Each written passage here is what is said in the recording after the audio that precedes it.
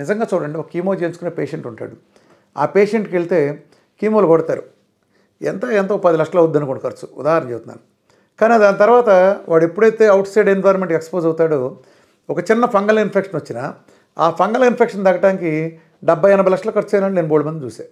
అట్లనే క్యాన్సర్లలో ఆ ఇమ్యూనిటీ చచ్చిపోయిన వాళ్ళ బాధ వర్ణాతీతం. నెత్తి మీద జుట్టు ఊడిపోయి, సలవరీ గ్లాండ్స్ ఎండిపోయి, అలానే చర్మం అంతా నల్లబడిపోయి వాళ్ళు ఎంత బాధ అనిపిస్తారు.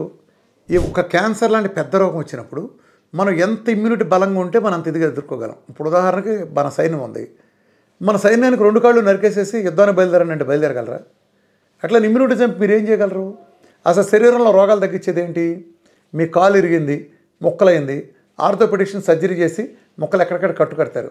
ఆ బోనుని ఒకటిగా చేసే ఎవరు చేసేది? ఒకటిగా చేసేది 2-3 నెలల రెస్ట్లో ఇమ్యూనిటీ. మీ చర్మం లేచిపోతే కొత్త చర్మం ఇచ్చేది ఎవరు? ఇమ్యూనిటీ. మీ శరీరంలో ప్రతి రోగం తగ్గడానికి కారణం ఎవరు? మీ ఇమ్యూనిటీ. మీ ఇమ్యూనిటీ ద్వారానే మనకు రోగాలు కానీ పుళ్ళు మానటం ఏదైనా సరే, ఎనీ గాయాలు మానేది కానీ ఏదైనా సరే మన ఇమ్యూనిటీ ద్వారా జరుగుతుంది. ఆ ఇమ్యూనిటీ చంపేస్తే ఇదేంటి?